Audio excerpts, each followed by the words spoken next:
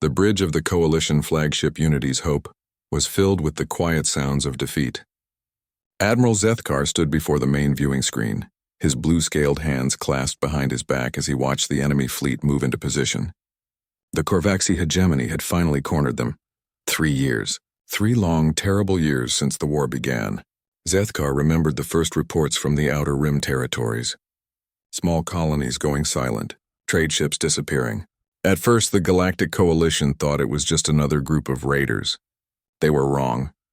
The Korvaxi hegemony was unlike anything the galaxy had seen before. They did not negotiate. They did not take prisoners. They simply conquered world by world, system by system. Their black ships moved like a plague across the stars, leaving only empty planets behind. "Sir," called Lieutenant Vera from her station. The young Xanthari's voice was steady, but Zethkar could hear the fear underneath. "Enemy count is now confirmed at 50,000 vessels.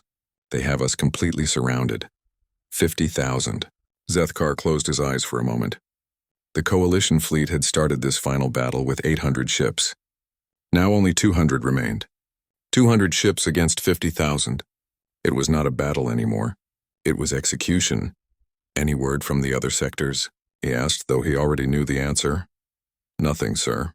We are the last fleet still fighting. All other coalition forces have either been destroyed or..." Vara paused. "Or they have surrendered." The word hung in the air like poison. Surrender. Once, such a word would have been unthinkable to any coalition officer. The coalition represented everything good about galactic civilization: freedom, cooperation, peace between different species. The Etherians with their ancient wisdom, the Makthul with their warrior honor, the diplomatic Xanthari, the innovative Kalani, and dozens of other races working together. But even the best intentions meant nothing against overwhelming force. Commander Teklos, a massive Makthul warrior, stepped forward. His people were known for their strength and courage, but even he looked defeated. "Admiral, our weapons are running low. Shield generators on half our ships are failing. We have maybe 1 more hour of fighting left in us." "And then?" Zethkar asked, though he knew this answer too. "Then we die with honor," Teklos said simply. On the screen, the Korvaxi fleet continued to tighten its grip. Their ships were not beautiful like coalition vessels. They were built for one purpose: war. Dark metal hulls covered in weapon ports. No windows, no decorations. Nothing that showed the beings inside had any appreciation for beauty or life. They were tools of destruction, nothing more. A communication signal came through. The familiar harsh voice of Korvaxi Supreme Commander Vexhan filled the bridge. "Coalition forces, this is your final warning. Surrender now and your deaths will be quick. Continue fighting and we will make sure every world you ever called home burns slowly." The signal cut off. Around the bridge, officers looked at their admiral, waiting for orders. Some were Etherians, their silver skin pale with fear but their large eyes still determined. Others were Xanthari like Vara, their blue skin and graceful movements showing their diplomatic nature even in this dark moment. A few Kalani engineers worked frantically at their stations, trying to repair damaged systems with their natural technical skills, all of them looking to him for answers he did not have. "Sir?" Vera spoke again, her voice softer now. "The Korvaxi are demanding an answer. They want our surrender in the next 10 minutes or they will open fire on Sanctum Prime." Zethkar looked at the planet below them. Sanctum Prime was the last free world in the sector, home to over 3 billion beings from a dozen different species, refugees from conquered worlds, families who had fled the advancing Korvaxi, children who had never known war until it came to their doors. If the coalition fleet continued fighting, those beings would die. The Korvaxi did not make empty threats. If they surrendered, those beings would still die. The Korvaxi did not take prisoners or spare civilians. It was an impossible choice. But as admiral, it was his choice to make. "Open a channel to the fleet," he said quietly. "Channel open, sir." Zethkar took a deep breath. "This is Admiral Zethkar to all coalition vessels. We have fought bravely. We have honored our oaths and protected the innocent as long as we could. But now," he paused. The words felt like broken glass in his throat. "Now we must face the truth. We cannot win this battle." Silence filled the communication channel. 200 ships, thousands of brave souls all waiting for his next words: "I will not order you to surrender." Each ship, each captain must make their own choice. Fight and die with honor, or surrender and hope for mercy that will not come. Either way, know that the galaxy will remember what we tried to do here. As he spoke, Zethkar moved toward the communication console. His finger hovered over the surrender beacon. One press of that button would send a signal to the Korvaxi fleet. It would end the fighting. It would also end everything the Coalition had tried to build. Sir, Vara's voice was suddenly sharp with excitement. New contacts on sensors. Ships are coming out of hyperspace. Zethkar looked up from the console. Korvaxi reinforcements? No, sir, these are... I don't know what these are. They're not in any database. 12 ships, unknown configuration, approaching from the outer system. On the main screen, the view shifted to show the newcomers. 12 ships, sleek and dark, moving in perfect formation. They were smaller than most warships, but there was something about their design that made Zethkar think of predators. Are they responding to our communications? He asked. No, sir, but... Vara paused, listening to her earpiece. Sir, the Korvaxi are demanding identification from the new ships. A new voice came over the communication channel. It spoke in perfect galactic standard, but the accent was unlike anything Zethkar had ever heard. This is Admiral Sarah Chen of the Terran Expeditionary Force. Terran? Zethkar searched his memory. No species called themselves Terran in any galactic database. We see you have a situation here, the voice continued. We would like to request a temporary ceasefire to resolve this matter diplomatically. The bridge crew looked at each other in amazement. Diplomatically? 12 unknown ships wanted to negotiate with 50,000 Korvaxi vessels. Vexhan's harsh laughter filled the channel. 12 ships? You must be joking. Identify yourselves properly or be destroyed with the rest of these fools. There was a pause. Then Admiral Chen spoke again, her voice calm and steady. We request 6 minutes for diplomatic discussion. Surely even the Korvaxi can spare 6 minutes for talk? 6 minutes? Vexhan sounded amused. Very well. 6 minutes. Then we will add your ships to our collection of trophies. The channel went silent. Zethkar stared at the 12 mysterious ships on his screen. Who were these Terrans, and what did they think they could accomplish in 6 minutes? Around him his crew watched and waited. The surrender beacon still glowed softly under his finger. But now, for the first time in hours, Admiral Zethkar hesitated to press it. Maybe, just maybe, these strangers had a plan. The 6-minute timer began counting down on every screen across the Coalition fleet.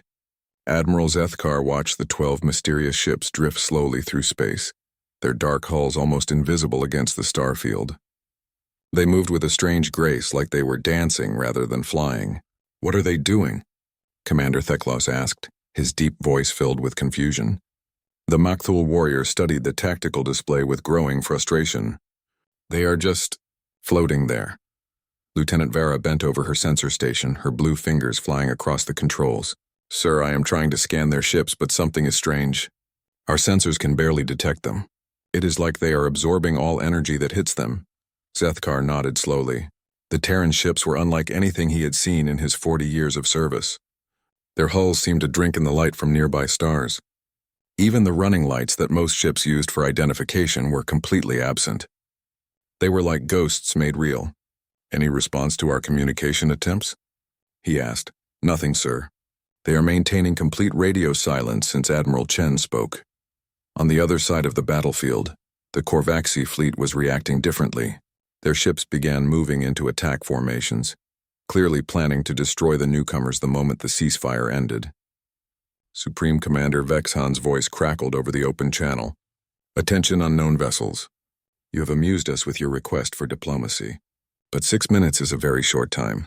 What exactly do you think you can accomplish? For a long moment there was no answer.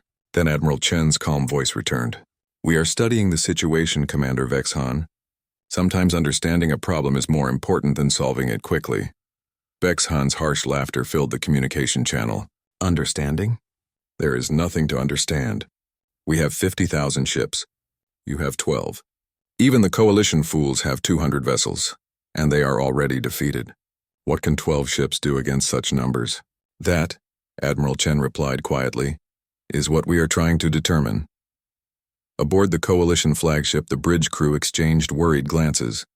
Zethkar could see the doubt in their eyes. These Terrans seemed brave, but bravery alone would not save them, or anyone else. Sir, Vara called out, her voice tight with concern. The Korvaxi are spreading their fleet into a wider attack formation. They are preparing to destroy the Terran ships first, then finish us. Zethkar watched the enemy movements on his tactical display. 50,000 ships forming a massive sphere around the 12 Terran vessels. It would be a slaughter. These mysterious humans would be vaporized in seconds once the fighting began. Should we move to support them? Theklos asked. The Makthul's warrior instincts were clear in his voice. Even against impossible odds, his people believed in fighting alongside allies. With what? Zethkar asked sadly. Our weapons are nearly empty. Our shields are failing. We would only add 12 more wrecks to the battlefield. The timer continued counting down. 4 minutes remaining. On the sensor displays, something strange was happening. The Terran ships had spread out into a perfect formation, each vessel exactly the same distance from the others.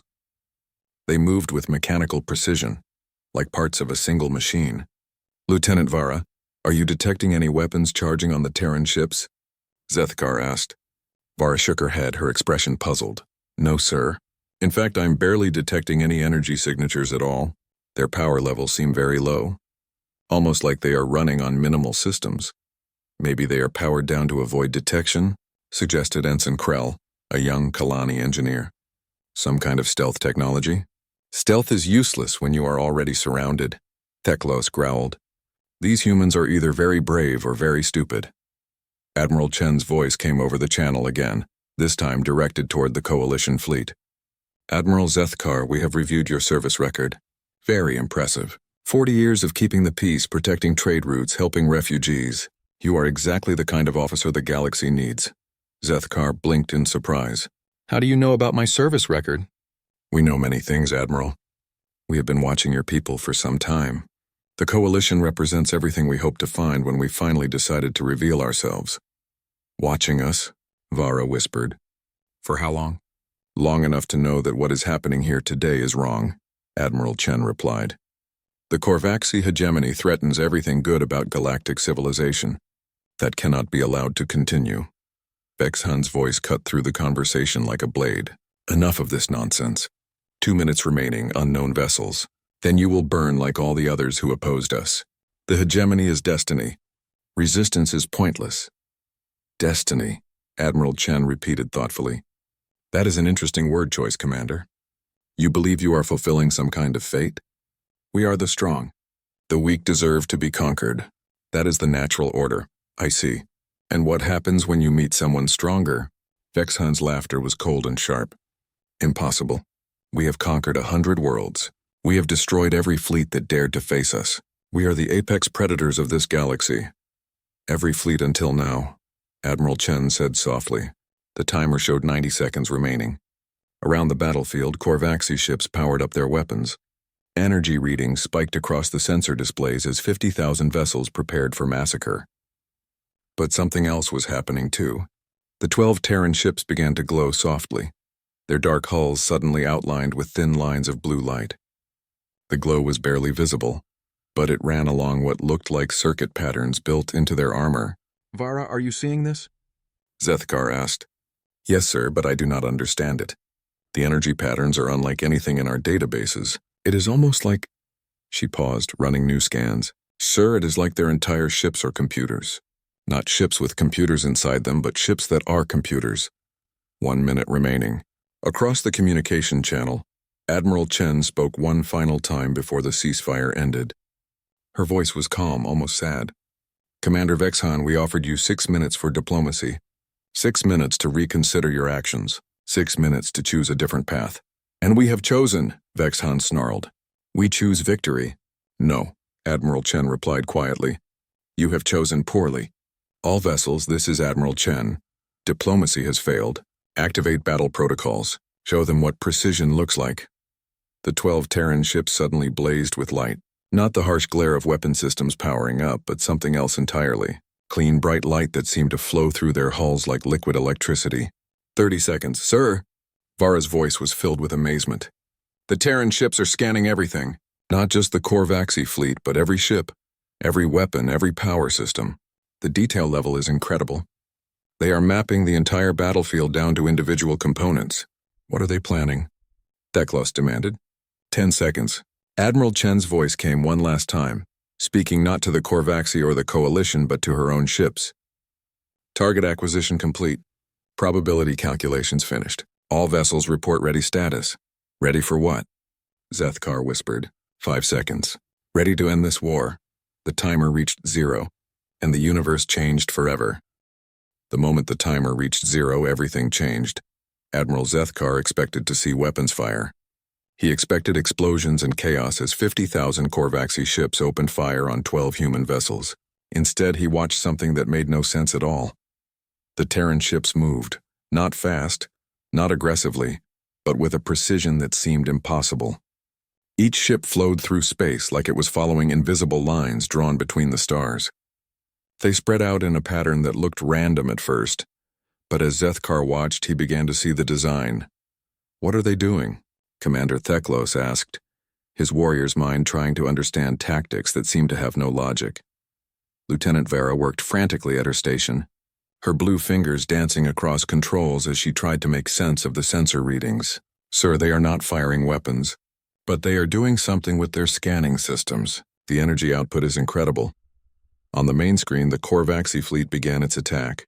Thousands of energy beams lanced out toward the 12 human ships. Enough firepower to destroy a small moon, all focused on tiny targets that should have been vaporized instantly. But the beams missed. Not all of them, but enough. The Terran ships twisted and turned through space, avoiding death by margins so small that Zethkar could barely believe his eyes. A massive plasma bolt would pass just meters from a human hull. A spread of missiles would explode just behind a ship that had already moved to a new position. "Impossible," breathed Theklos. "No one can dodge that much firepower." "They are not just dodging," Vera said, her voice filled with wonder. "Sir, look at this." "The humans are not reacting to the Korvaxi weapons. They are predicting them." "Predicting?" "Yes, sir. Watch the movement patterns. The Terran ships begin moving before the Korvaxi even fire. They know where the weapons will be aimed before the enemy gunners do." Zethkar stared at the tactical display. She was right. The human ships moved like they could see the future. A Korvaxi dreadnought would begin turning its massive guns toward a target, and the human ship would already be sliding away from where the shots would be. "How is that possible?" he whispered. Admiral Chen's voice came over the communication channel, calm and steady despite the storm of weapons fire around her ships. "Admiral Zethkar, you are witnessing something your species calls warfare. We call it applied mathematics. Every action has patterns, Admiral. The way a gunner moves when he is about to fire, the time delay between targeting and weapon discharge, the stress patterns in ship hulls when they maneuver, even the psychological profiles of enemy commanders. All of it can be calculated. On the battlefield, something new began to happen. The 12 human ships stopped just avoiding the Korvaxi fire. They began to work together in ways that made Zethkar's head hurt to watch. One ship would fly directly toward a cluster of enemy vessels, drawing their fire. The moment all guns were focused on that target, a second human ship would appear from a completely different angle, but not to attack. Instead, it would release something too small for most sensors to detect. "Vara, what are those objects?" The Zenthari officer enhanced the sensor image, zooming in on tiny specks of metal drifting through space. "They look like probes, sir. Very small scanning devices." "Scanning for what?" The answer came quickly. The tiny probes attached themselves to Korvaxi ships, so small that most crews never noticed them. Within seconds, detailed information began flowing back to the human fleet. Power grid layouts, weapon charging cycles, crew movement patterns, even the stress levels of individual commanders. "They are mapping the entire enemy fleet," Vera said in amazement. "Not just the outside of the ships, but the inside too. They know exactly how each Korvaxi vessel operates." Supreme Commander Vexhan's voice roared over the communication channel, filled with rage. "Stop running, cowards. Stand and fight." "We are fighting, Commander," Admiral Chen replied. "You simply do not recognize our methods yet." And then the real demonstration began. A human ship appeared directly in front of a Korvaxi heavy cruiser. The enemy vessel immediately fired everything it had at point-blank range. But the human ship was not there anymore. It had moved exactly 3 meters to the left, just enough to avoid the weapons fire. The missed shots continued past the human ship and struck 3 other Korvaxi vessels that had been moving into position behind it. "Accident?" Theklos asked. "No," Zethkar said slowly. "They planned that. It happened again.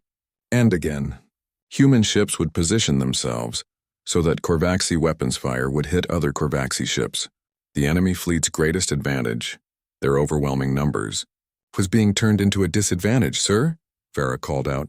The humans are broadcasting something on a tight beam to the Coalition fleet. It is technical specifications. What kind of specifications?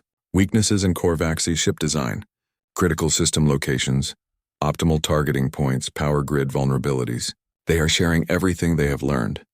Zethkar looked at the data streaming across his screens. In just minutes of scanning, the humans had discovered flaws in enemy ships that Coalition intelligence had never found in 3 years of war. How do they know all this? He asked. Admiral Chen's voice answered as if she had heard him.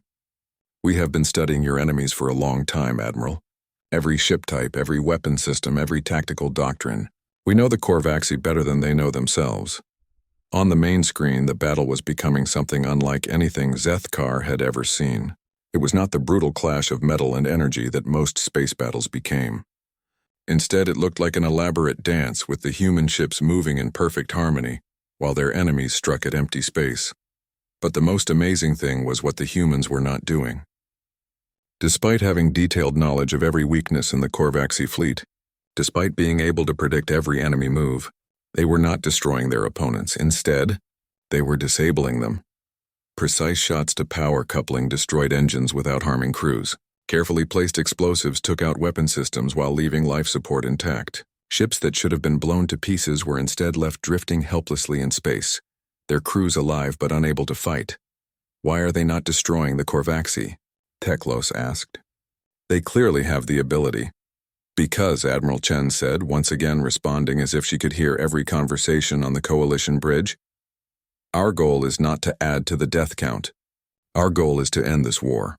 Across the battlefield, more and more Korvaxi ships found themselves disabled. Some tried to ram the human vessels in desperation, but even these attacks were predicted and avoided with impossible precision. Supreme Commander Vexhan's voice came over the channel one more time, but now it was filled with something new. Not rage, but fear. What are you? He whispered. Admiral Chen's reply was simple and final. We are what happens when warfare becomes science, Commander, and your equation just reached its conclusion. The battle was almost over, but the real shock was yet to come.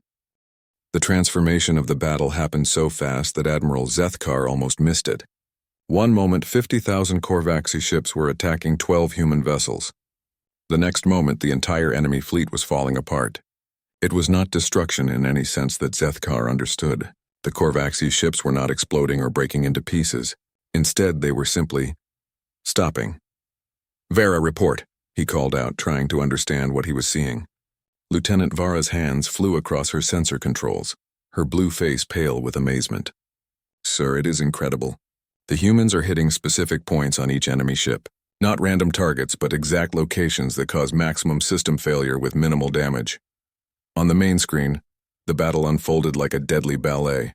A human ship would appear next to a Korvaxi dreadnought, fire a single precise shot at what looked like an unimportant section of hull, then move away. Seconds later, the massive enemy vessel would go dark as its entire power grid shut down. Another human ship targeted a cluster of Korvaxi destroyers. Instead of destroying them, it fired a spread of small devices that attached to their hulls. Within moments, all the ships in the cluster lost navigation control and began drifting helplessly into each other. How are they doing this? Commander Teklos demanded. The Makthul warrior watched the tactical display with growing frustration. These attacks make no sense. They are hitting empty sections of hull. Not empty, Vara said, enhancing the sensor readings. Sir, the humans know exactly where every critical system is located on every ship type. They are hitting power relays, navigation computers, weapon control centers, all the most important systems, but from the outside where the crew cannot protect them. Admiral Chen's calm voice came over the communication channel. Admiral Zethkar, you are witnessing precision warfare. Every shot is calculated not just for accuracy, but for specific result. We do not waste energy on destruction when disabling is sufficient. Zethkar watched in amazement as more Korvaxi vessels fell silent. The humans moved through the enemy fleet like surgeons, cutting out exactly the parts they wanted to remove while leaving everything else intact. But the most incredible part was the timing. Lieutenant, how long has this engagement been going on? Zethkar asked. Vara checked her chronometer. 4 minutes and 30 seconds since the ceasefire ended, sir. 4.5 minutes. In that time, the human fleet had disabled over 10,000 Korvaxi ships. That was more than 2,000 enemy vessels per minute. It should have been impossible. Sir, Vara called out suddenly. Something is happening with the Korvaxi formation. On the tactical display, the enemy fleet's careful attack pattern was collapsing. Ships that had been disabled were drifting into the paths of ships that were still fighting. The Korvaxi had spread their fleet out to surround the humans, but now that formation was working against them. As disabled ships crashed into active ones, they created a chain reaction. Navigation systems failed. Weapon targeting was disrupted. Communication between ships was cut off as relay vessels went dark. They are using the enemy's own formation against them, Thekalos said with something like respect in his voice. More than that, Admiral Chen's voice replied. We are using their psychology against them. Watch their command ships. Sethkar focused the main screen on the largest Korvaxi vessels. These were the dreadnoughts and battleships where the enemy commanders were stationed. He expected to see them coordinating some kind of response to the human attack. Instead, he saw panic. The Korvaxi command ships were pulling back from the battle, leaving their smaller vessels to face the humans alone. Some were actually fleeing toward the edge of the system. Cowards, Thekalos growled. Not cowards, Admiral Chen corrected. Bullies. The Korvaxi are used to fighting enemies who are weaker than they are. They have never faced an opponent who could predict their every move and counter it perfectly. Their commanders do not know how to handle it. Supreme Commander Vexhan's voice suddenly filled the communication channel, but it was not the confident roar from before. Now it was high and desperate. All ships, fall back. Fall back to defensive positions. Do not engage the unknown vessels directly. But it was too late. The human ships had positioned themselves perfectly throughout the Korvaxi fleet. There were no safe defensive positions. Everywhere the enemy tried to retreat, they found human vessels waiting for them. And still the humans did not destroy. They disabled. They captured. They left crews alive in ships that could no longer fight. 5 minutes and 45 seconds, Vera announced. In less than 6 minutes, the most powerful fleet in galactic history had been completely neutralized by 12 ships. But the humans were not finished. The final 15 seconds were the most amazing of all. The remaining active Korvaxi ships, maybe 5,000 out of the original 50,000, tried one last desperate attack. They abandoned all formation and rushed toward the human vessels from every direction at once. It was exactly what the humans had been waiting for. As the enemy ships charged in, the 12 human vessels suddenly moved together, forming a perfect sphere in the center of the battlefield. They began to spin, not individually but as a single unit, like they were connected by invisible strings. Energy beams lanced out from the spinning formation, each one hitting a specific target with impossible accuracy. But these were not weapon beams. They were some kind of electromagnetic pulse that shut down ship systems instantly. In the space of 10 seconds, 5,000 charging Korvaxi vessels simply stopped moving. Their engines died. Their weapons powered down. Their lights went out. The battlefield fell silent. Time, Admiral Chen announced calmly. 6 minutes exactly. Admiral Zethkar stared at the tactical display in complete disbelief. 50,000 enemy ships floated motionless in space, not destroyed but completely helpless. Their crews were alive, but their war was over. Commander Thekalos was the first to speak, his deep voice filled with awe. Impossible. No one could plan something like this. Not planned, Admiral Chen replied. Calculated. We spent the ceasefire period analyzing every variable in this battle. Enemy ship positions, movement patterns, weapon capabilities, crew psychology, even the gravitational effects of the nearby planet. All of it was fed into our computers, and all of it was used to determine the most efficient way to end this conflict. In exactly 6 minutes? Zethkar asked.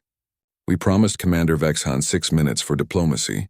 When diplomacy failed, we used those same 6 minutes for warfare. Time is just another variable to be controlled.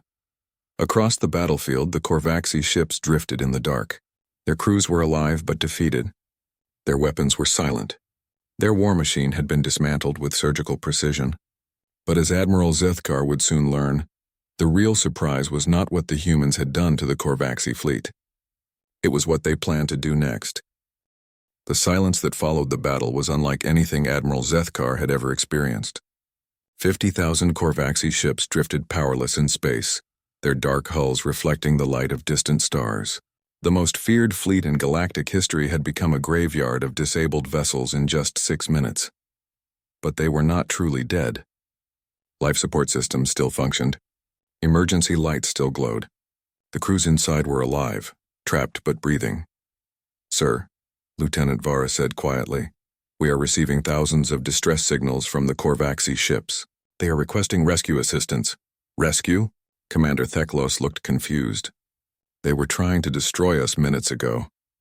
Admiral Chen's voice came over the communication channel, as calm as if she were discussing the weather. "Admiral Zethkar, we would like to request permission to board and secure the disabled vessels. There are approximately 12 million Korvaxi personnel who will need food, water, and medical attention." 12 million. The number made Zethkar's head spin. The human fleet had just become responsible for more prisoners than most civilizations had citizens. "Admiral Chen," he said carefully, "that is a massive undertaking. Do you have the resources to handle so many prisoners?" "We do not consider them prisoners, Admiral. We consider them people who made poor choices and now need help making better ones." Before Zethkar could respond, Supreme Commander Vexhan's voice crackled over the emergency channel. The arrogant confidence was gone, replaced by something that sounded almost like confusion. "Unknown vessels. Terran vessels. What are your terms for surrender?" There was a pause. Then Admiral Chen replied with words that shocked everyone listening. "We do not require your surrender, Commander Vexhan. We require your attention. I do not understand. You will. Please prepare to receive a data transmission." On screens throughout both the Coalition and Korvaxi fleets, information began to appear, but it was not battle plans or surrender terms. It was history. Images flowed across the displays showing the Korvaxi homeworld as it had been centuries ago. Green forests, blue oceans, cities filled with art and music. The Korvaxi people had once been explorers and scientists, not conquerors. "This is your world before the Great Hunger Wars," Admiral Chen narrated as the images continued. "Before your people decided that survival meant taking everything from others." More images followed. The slow transformation of Korvaxi society from peaceful exploration to aggressive expansion. The militarization of their culture. The gradual loss of everything that had made them more than just weapons. "We know your history, Commander Vexhan. All of it. We know why your people chose the path of conquest. Fear. Fear that the galaxy would take from you what you had taken from others." Vexhan's voice was barely a whisper. "How do you know these things?" "Because we have been watching, learning, waiting for the right moment to intervene." New images appeared on the screens. Views of dozens of different worlds, all showing the same thing. Advanced ships observing from the shadows. Human ships watching galactic civilization develop. "You have been spying on us?" Zethkar asked. "We have been protecting you," Admiral Chen corrected. "The Korvaxi are not the first aggressive species the galaxy has produced. Over the past 3 centuries, we have quietly stopped 17 different wars of conquest before they could spread." 17? Vara gasped. Most civilizations never knew they were in danger. A critical supply ship would suffer mysterious engine failure. A warlord's flagship would experience unexpected computer problems. A plague fleet would find their biological weapons mysteriously neutralized. Small interventions that prevented large disasters. Commander Theklos leaned forward, his warrior's mind grasping the implications. "But this time you revealed yourselves. Why?" "Because this time hiding was not enough. The Korvaxi hegemony had grown too large and too destructive to stop with subtle methods. Direct action was required." Admiral Chen's voice took on a different tone, warmer and more personal, "but also because we found something worth revealing ourselves for. The Coalition represents everything we hoped galactic civilization would become. Different species working together, sharing knowledge, protecting the weak. You are what we want to see spread among the stars." On the main screen, new images appeared. Human cities on dozens of different worlds, all showing incredible technology but also parks, schools, art centers. These were not the sterile military installations most species expected from such an advanced civilization. These were homes. "We call ourselves human," Admiral Chen continued. "We come from a world called Earth on the far edge of the galaxy. For 3,000 years we have been alone among the stars, watching and waiting, hoping that someday we would find others who shared our values." 3,000 years? Zethkar breathed. "Your species has had interstellar travel for 3,000 years?" Longer. We have had the ability to destroy planets for most of that time as well. But we learned something important in our early years. Power without wisdom leads to destruction. Technology without compassion leads to tyranny. Strength without mercy leads to the kind of empire the Korvaxi built. Supreme Commander Vexhan's voice interrupted, still carrying a note of disbelief. If you have such power, why did you not conquer the galaxy yourselves? Admiral Chen's answer was simple. Because conquest is not victory, Commander. It is just another form of defeat. The strong ruling over the weak creates only fear and hatred. We wanted to find partners, not subjects. Across the communication channel, a new voice appeared. It was younger than Vexhan's and filled with something that might have been hope. This is Sub-Commander Kexti of the Korvaxi vessel Dark Talon. Admiral Chen, what happens to us now? That depends on you, Sub-Commander. We are prepared to offer every Korvaxi citizen a choice. Return to your homeworld and help rebuild your society based on cooperation instead of conquest. Or accept exile beyond the galactic rim, where you can continue your old ways without threatening others. And if we choose to return home, then we will help you. Food, medical supplies, technological assistance to repair the damage your wars have caused.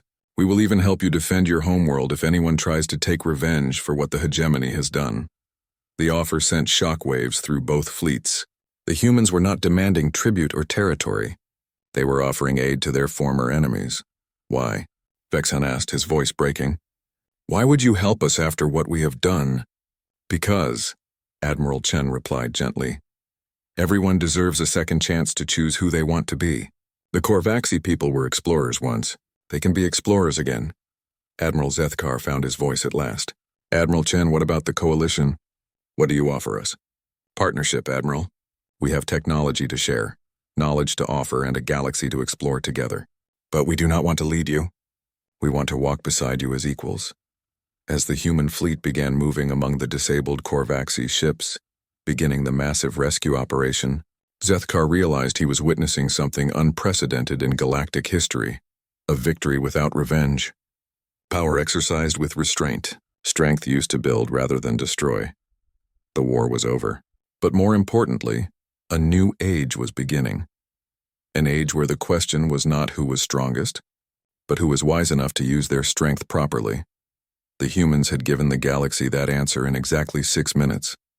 Now it was up to everyone else to learn from their example.